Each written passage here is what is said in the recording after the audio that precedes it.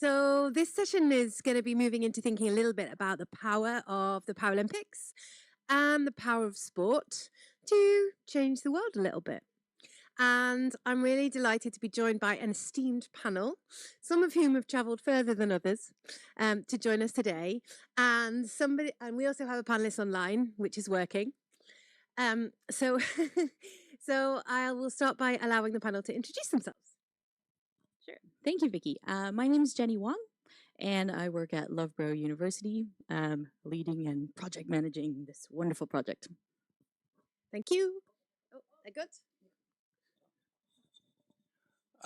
My name is Mufunanji Magalasi. I am an associate professor of drama and development communication at the University of Malawi, and we collaborating on this parasport against stigma with Loughborough University, and obviously with the support of GDIH. Thank you. Hi everyone, my name is Sheila Mogalo.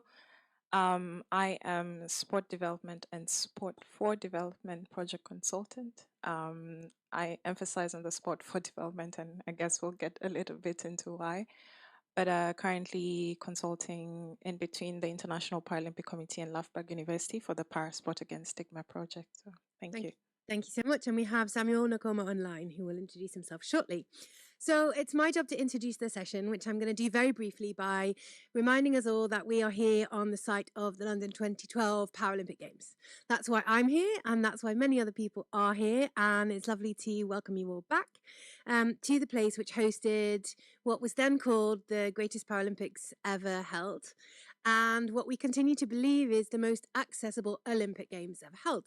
And so it's a wonderful opportunity to reflect on the power of sport. And if you've been looking around outside, or you've had audio described to you the space that we find ourselves in, you'll have seen university buildings, not just this one, and the UCL building Marshgate due to open on Monday, but also a huge new London College of Fashion building from the University of the Arts London, a massive new Victoria and Albert Museum, a huge Sadler's Wells Theatre and the new BBC building next door, and the massive stadium buildings that have now been turned into their long-term use, with West Ham United in London Stadium, as well as all the sports gigs, and the Copper Box Arena and Aquatic Centre, which function both as competition centres and local sporting venues for local communities, all of which have retained their accessibility since the Games. And you'll also have seen thousands and thousands of homes that are being taken up by local families and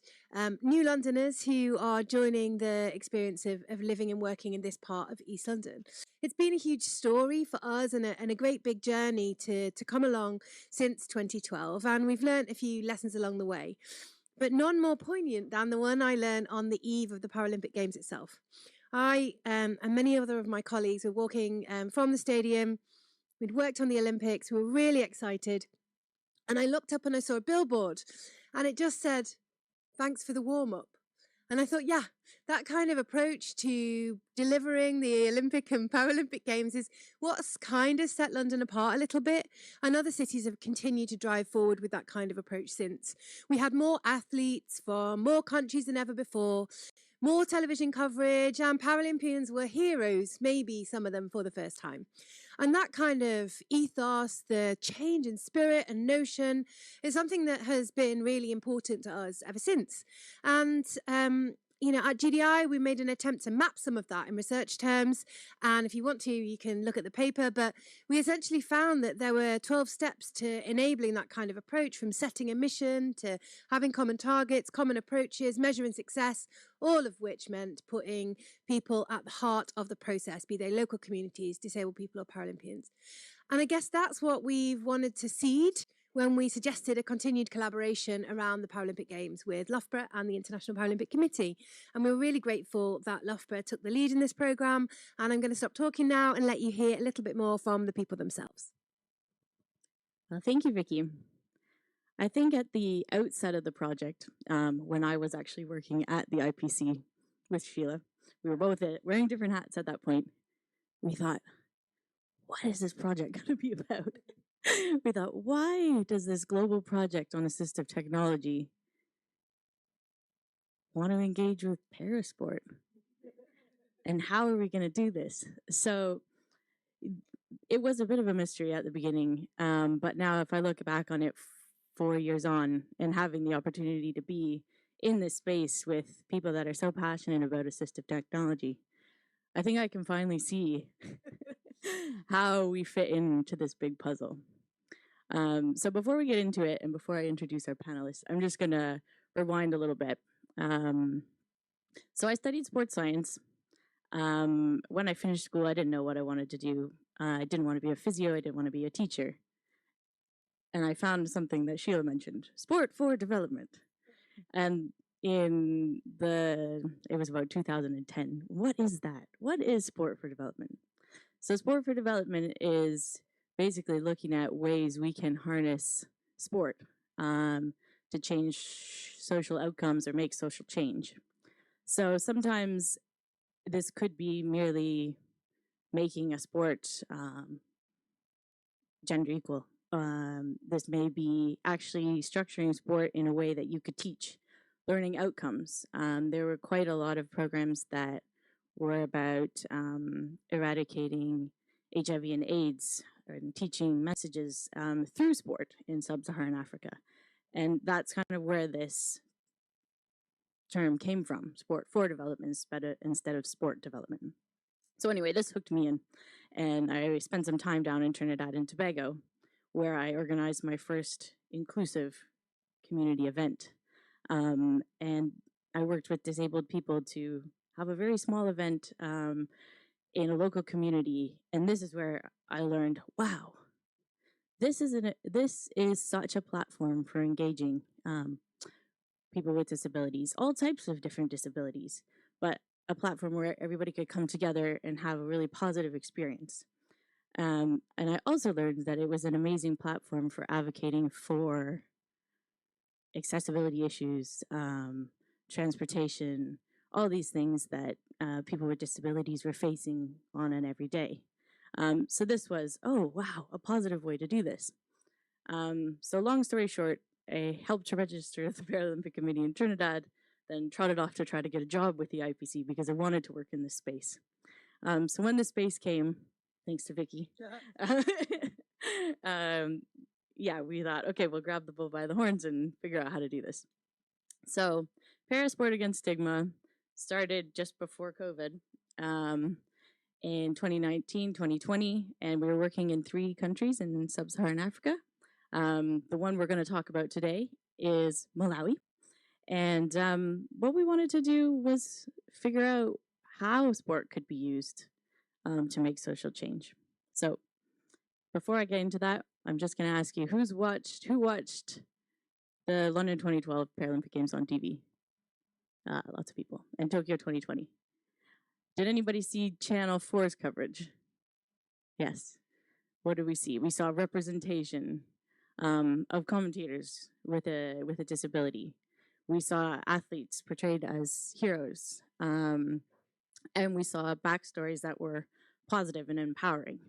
So we thought, how can we bring this to a place like Malawi and Ghana, who's never going to host the Paralympic Games?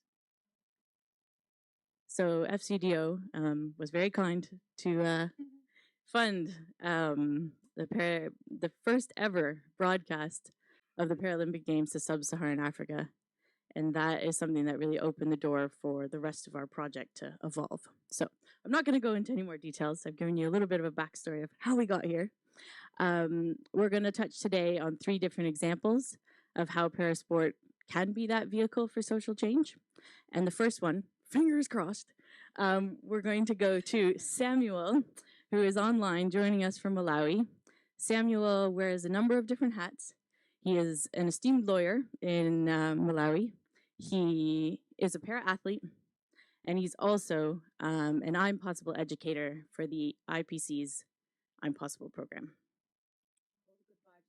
Yeah, fingers crossed. And while we wait for him to join, I can tell you a little bit about I'm Possible.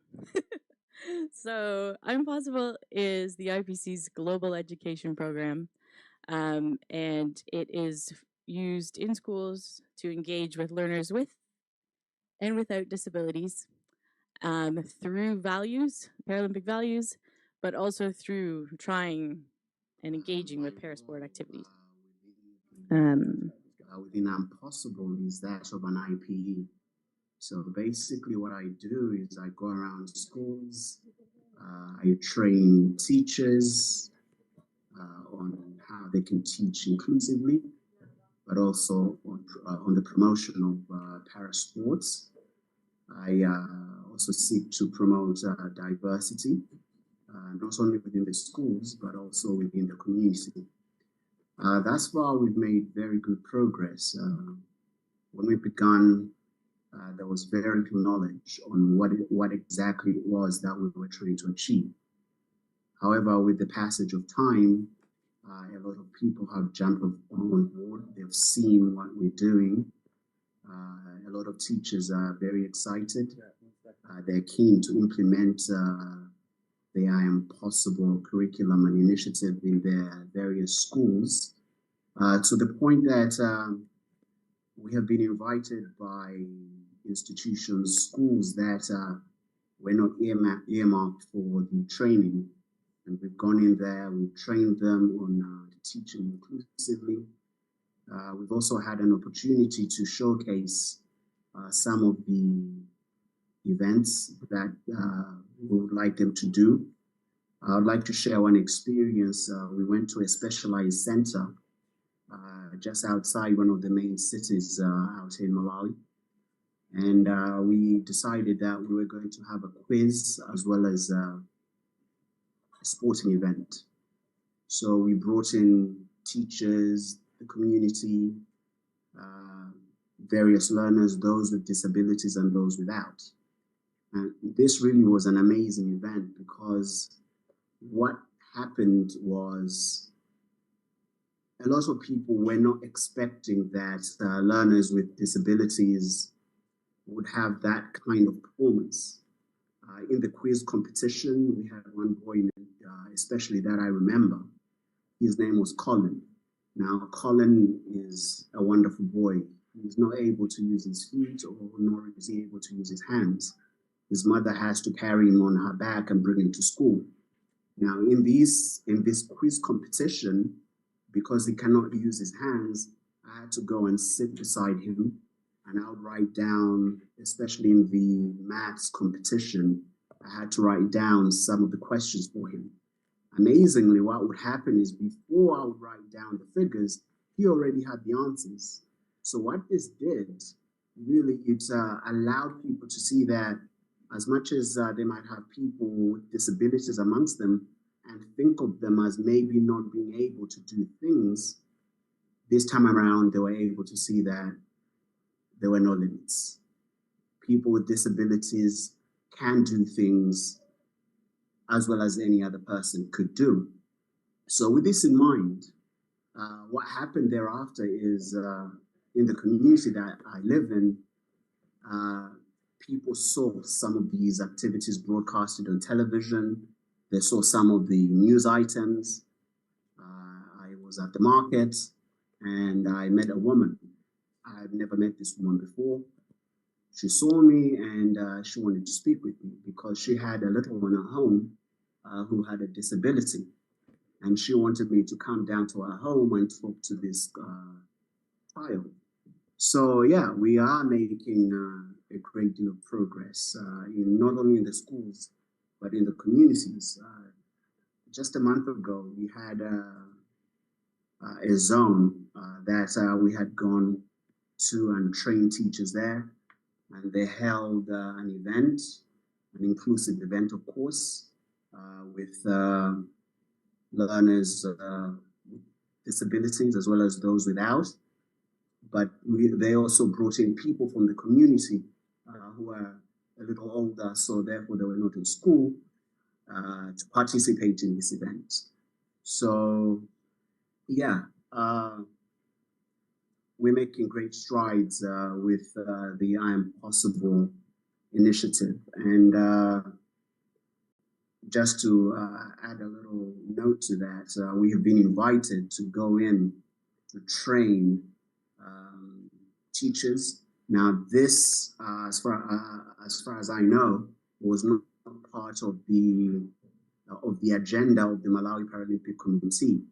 So this is something that is happening because people are seeing what we're doing out there. What else could I say? Yeah, it's exhilarating to see how lives change when people start to look at people with disabilities as being people who can equally contribute in the communities. I'm a person living with a disability myself. I work here, I'm a lawyer, and having an opportunity to go out there in the community, go out there in the schools, does serve as some kind of an inspiration, not only for the learners, but also for the teachers. What I've discovered is they never expected that perhaps someone like me, a person living with a disability, would be able to do the kind of work that I do. So they tend to use me as a role model, something which I'm willing to do. It can be exhausting, but that's something that I'm willing to do. It's my way of contributing. So yeah, that's pretty much what I have been able to do. Of course, it's not something that I do alone. I'm part of a team of great people with who are hard workers, with great ideas, and I simply lend the little expertise that I have to the great effort to make the world a better place, not just for me, but for others. So yeah, that's my journey so far with I Am Possible. I'm hoping it's something that will outlive Wonderful. program, or rather the timeline that had been set. It can be something that we can continue with maybe over the next 3 or 4 years. Otherwise, I do worry that if we stop now when we're only starting to gain traction, then perhaps the initiative might also stall. Wonderful.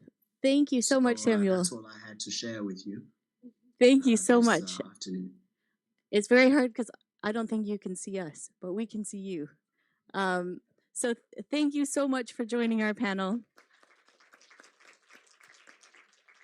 and for sharing your story and your time, not only to be here with us today, but all the volunteer time you take out of your busy schedule to be there, be in schools, be a role model, and be that visible representation that young people with disabilities in communities need to see what is possible. So thank you. We're going to shift gears a little bit and talk about broadcasting. So I mentioned very, very quickly that this project helped to broadcast the Tokyo 2020 Games to Sub Saharan Africa for the first time. But I didn't mention how many countries we reached. So we took highlights and they went to 49 countries across Sub Saharan Africa, which is huge for the first time.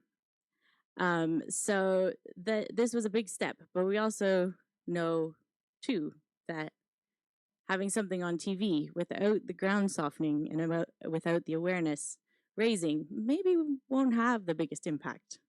So this project was really a lot about testing what could work to bring that content to communities and try to engage in ways that would be making meaningful change.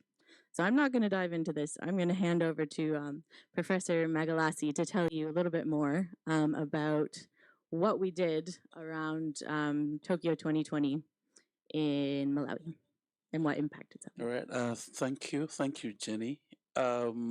Innovation. I think when the world mentions innovation today, they think hardware, they think technology, But innovation, I think maybe I should add a bit of that in terms of definition. Innovation means bring up innovative, starts with ideas, innovative ideas of doing things.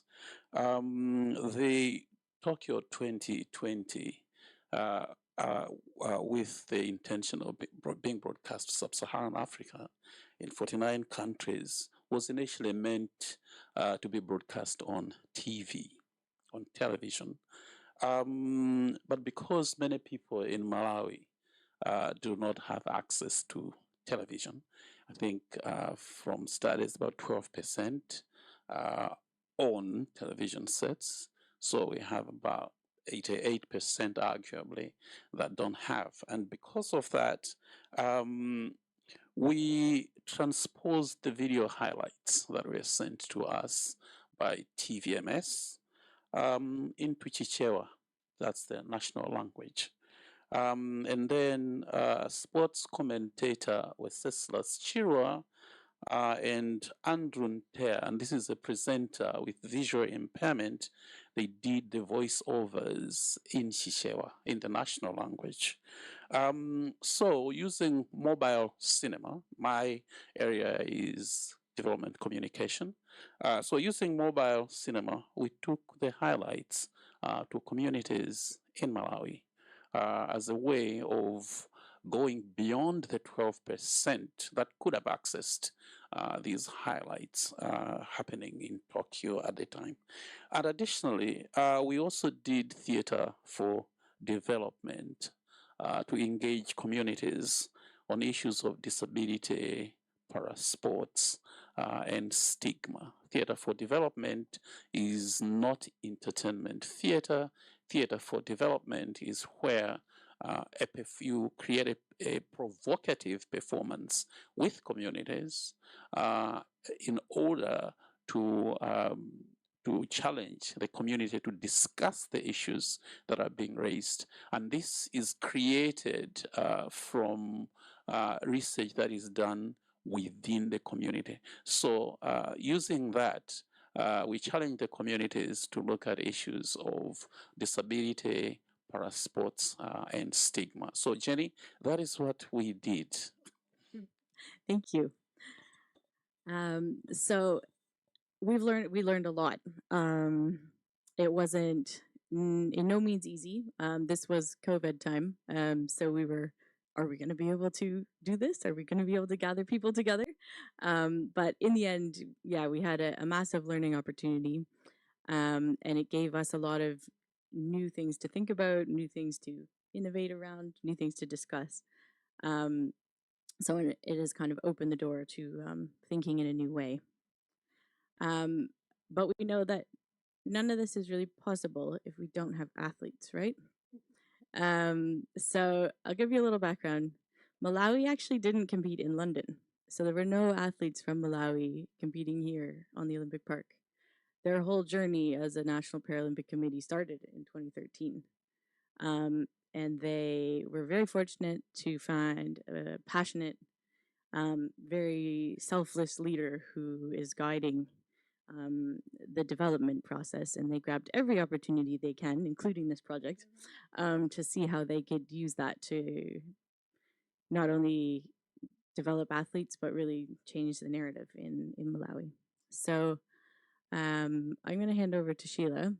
There was a really exciting event that happened in July. And I'm going to just actually hand over to her to tell you a little bit more because she was actually there. Thank you very much. It's working, right? Okay. Before I get into that event, I'm going to play a quick game. It's called If You Know It, Shout It. Okay? Quick fire question. So yeah, if you know it, shout it. And by all means, please, women, don't come for me. I'm going to focus on men's sport. I swear I am inclusive when it comes to that. Just kidding. So who were the winners of the recently concluded World Cup? If you know it, shout it. Argentina. Great. 2022 UEFA champions. Which club was it?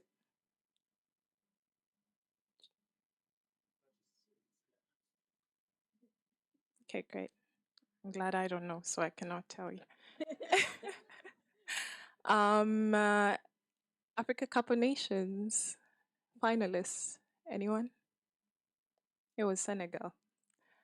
Tokyo 2020 Olympics finalists for football.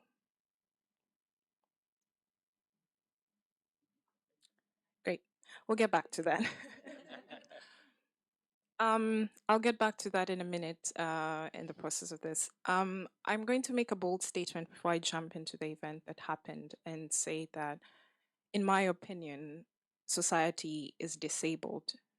They have the disability of knowing how to accommodate all the variables of the human spectrum that exist. Because for me, disability is not an anomaly, it is just but the very possible existence of the human experience that is there. And as society, we lack what is, and I guess that is what we're all here and working on, is to create this opportunity. So oftentimes when I speak about games and as a consultant in sport for development, I always sit in meetings whereby the donor tells me this is how much I'm bringing in. And very quickly we work out what the numbers are going to be and who we're going to reach. And sometimes you tell the donor that, and I'm going to get you 5 para athletes, and they're like, 5? Do you know how much I'm giving you? And on one end, I understand, but I think on the other end, we often don't understand what it takes to get those 5 and the systems that are transformed in order to get those 5. So in July, Malawi was able to host the first of national school games, which are para school games. And this event saw about 110 athletes who came together for the first time in a competition of this degree. Right. At this event, we had 5 sporting events, which was sitting volleyball, goalball, para-athletics, para-powerlifting, and blind chess. Blind chess was featured as an exhibitional sport for the first time. We're looking at about 110 athletes, but the support system that had to come together to see these athletes, there were about 900 people. We're talking parents, teachers, administrators who came together for the first time. This was the first time that the Malawi Paralympic Committee was given access to the national stadium by the government to be able to, because otherwise when you ask the government, they're like, well, we have a little room somewhere and you could use. But this was the first time. This was also the first time that Malawi was able to secure a national commercial partner, K2 Transformers, who came by and said, listen, we saw you on TV, we saw the press release that you did, we want to step on board. And you're thinking, you're dealing in transformers. What would an entity, and I was nervous to mention this, but yesterday when I had the Lego Foundation is being part of AT, I mean, that is what we speak about when you say transform, like disruptive partners who you don't expect, but eventually end up coming on board. At the end of the event, there were a SACO, which is like a SME group that reached out to the president and say, hey, we saw you on TV. How can we be part of this? The vice president of the nation also reached out to the Malawi Paralympic Committee and said, out of my pocket, here's $1,000 to do whatever you want to do right now, but let's discuss for the bigger games coming in December. Now, the bigger games coming in December was not my idea as a consultant. I have to give credit where credit is due. When I reached out to the Malawi Paralympic Committee and said, we have to develop an implementation plan to host this, James told me, James, who's the president, was like, I'm going to host 2 games. And I was like, James, I don't know how much you think we have, but we're not going to host 2 games. They said, no, I'm going to do 2 games. And I'm going to do it because I need to show the people the capacity before I can get them on board. And the reason why I say this is because there is an impact that has been the community that is needed. And Sujata, I have to thank you so much for what you said. The user of AT is not the buyer. And if I cannot convince the parent, the teacher, and the community as to why we need to eradicate the stigma and why this is needed, then everything you're all working on is going to end up somewhere as an idea that cannot be consumed by the people. And I say this because whenever I'm asked, so how parasport and stigma and AT acceptance, I cheated my way into an AT when I was 6 years old. When I went for an eye test, I intentionally pretended to struggle to read because I needed those glasses so bad because it was cool at that time. So I cheated my way into an AT. But oftentimes when we're giving AT and access to AT in general, we assume because we have sorted out functionality that that is the end of the problem. But as we learned from Kuala yesterday, being ugly a device is enough a problem for AT not to be accepted. And sometimes you offer a solution, but then the people say, but I don't want to stand out and look funny, so I'm not going to use the AT. And this is where the eradication of stigma in sports in general comes in, because through sports, we have parents who say, at that event, I never thought my child would ever be recognized for anything. And here they are receiving a medal. Now, we understand what a medal at the Games is. We understand what a medal at the World Cup is. We understand what being position 1 is. In these communities, it is but a medal and a recognition, and that is enough, a step to breaking the barrier to what it is. Before these games, I have to say, Malawi Paralympic Committee, the president also sits as the chair for the Africa Union Sports Council Region 5. And he's the chair of the Sports for Persons with Disability. And a few months to the games, he reaches out to me and says, Sheila, I need the event to be sanctioned. I said, what do you mean you need it to be sanctioned? He said, it needs to matter on the lead up to Paris. I said, well, I'll see what we can do. I don't know. So we reach out to the IPC and we say, it's just but one event in para-athletics, which was the VI classifications. And through push, and I have to thank the International Paralympic Committee for the support, they were able to get it sanctioned. And we had their first athlete from Tokyo, where they did not feature, to sports technical training courses whereby they send athletes who cannot even pass the classification, to that one athlete. But I just want to tell you, to get that one athlete has meant several sports technical training courses.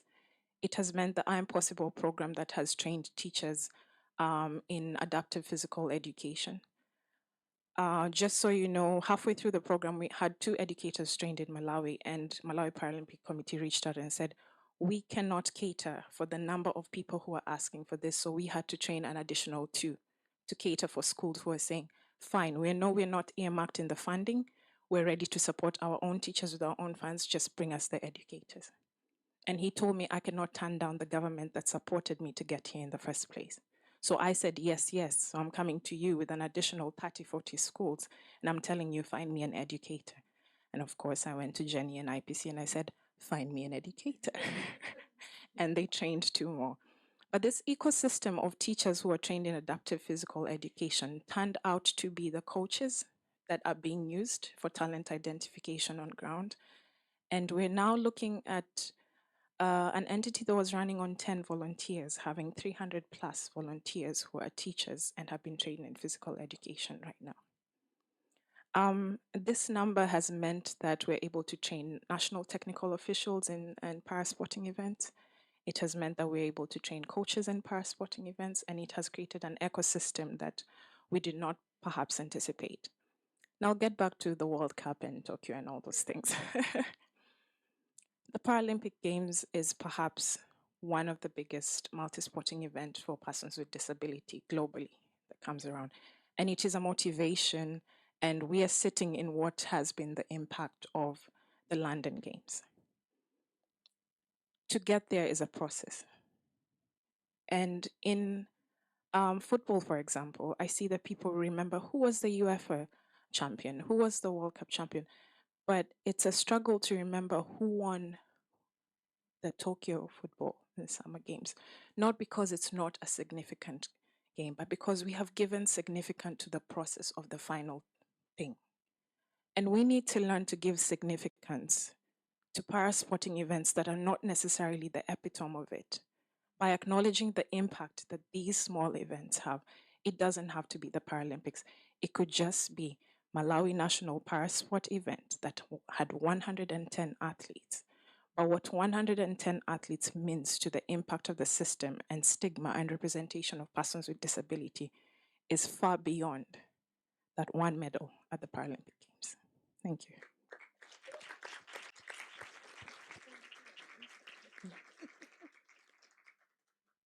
So I don't think I've got too much more to say than what Sheila said, because she said it brilliantly.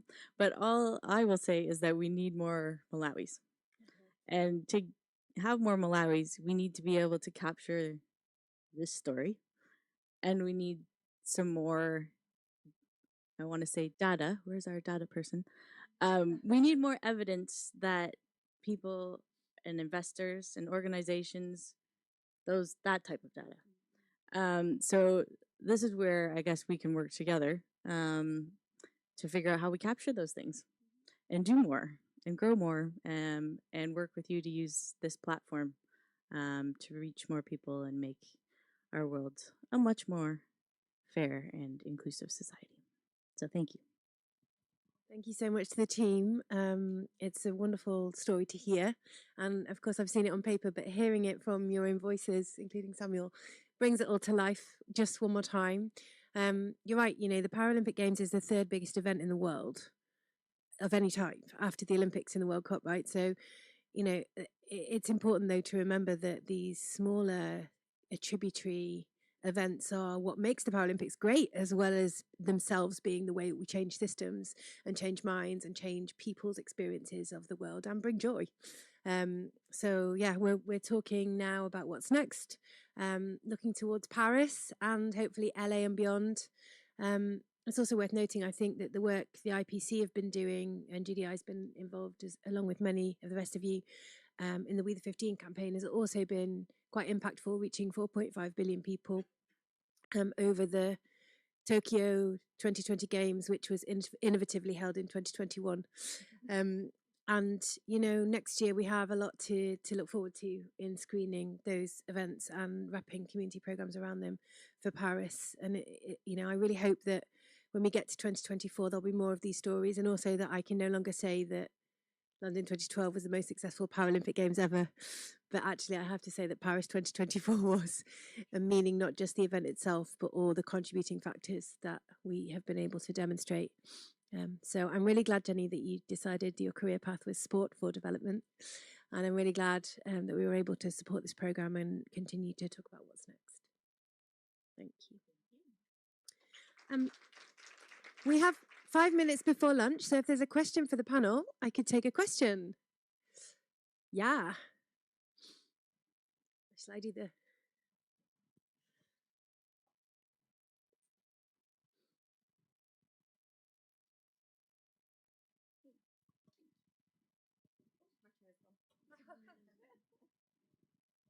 Thanks, guys. That was really inspirational and great to hear. If we're talking about data and own story narratives, I'll start quickly by saying I have an unseen disability that is neurological. It affects my mobility. I'm also an academic researcher, so I wear two hats. And I had the great privilege to attend the 2012 Games. And I was tootling around on my little mobility scooter. And for the first time, that really felt like a space where no one was looking at me funny. Everything was within reach. I could get round all the shops. And that experience was truly transformative in my life. And I'm sure that in a million different ways, in much bigger ways, the work you're doing is giving people that little bit of self-understanding, understanding that it's not my restriction, it's the built environment or the world around me that is preventing me from excelling. So thank you for that on behalf of everybody. But I also wanted to ask, in the curriculum you're developing with schools, is there any element that comes directly in terms of addressing stigma with other children? So as well as the physical activity of sport, is there any kind of classroom-based educational removal of stigma curriculum stuff? And if so, could you tell us a little bit about that? Thank you.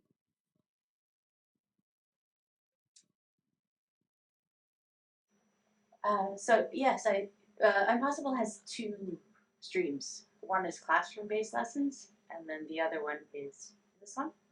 No.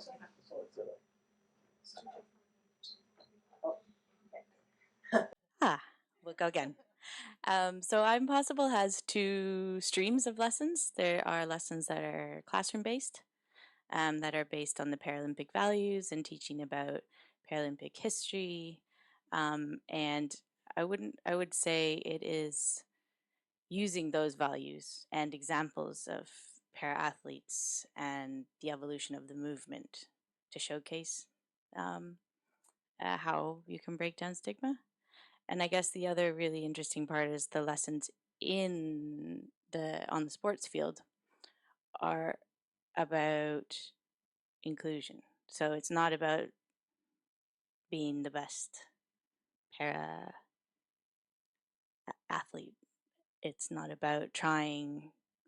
It's about trying a sport and adapting it to a way that anybody could play. So it's not about being the best in a parasport discipline. It's just really about the principle of inclusion. So I would say yes, it is working through stigma. Shout if you know the Paralympic values.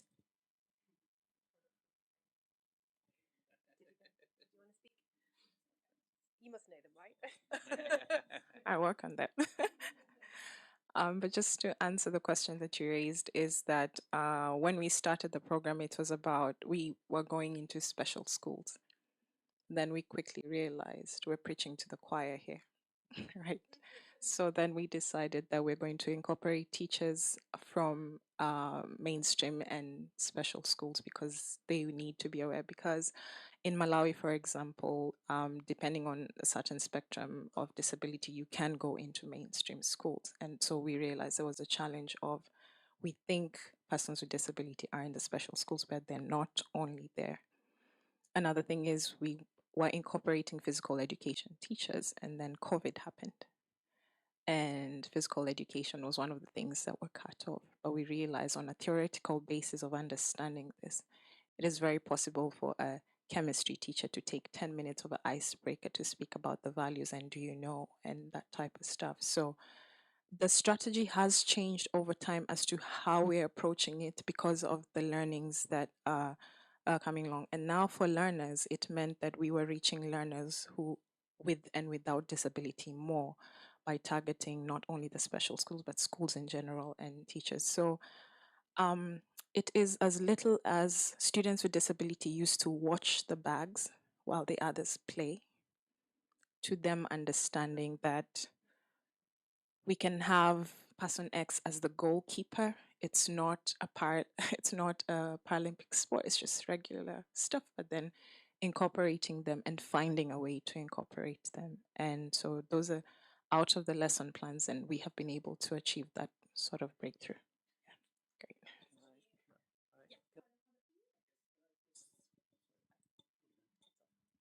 Can I just add that when possible, as a lesson is in class, all students, all pupils in the classroom get involved.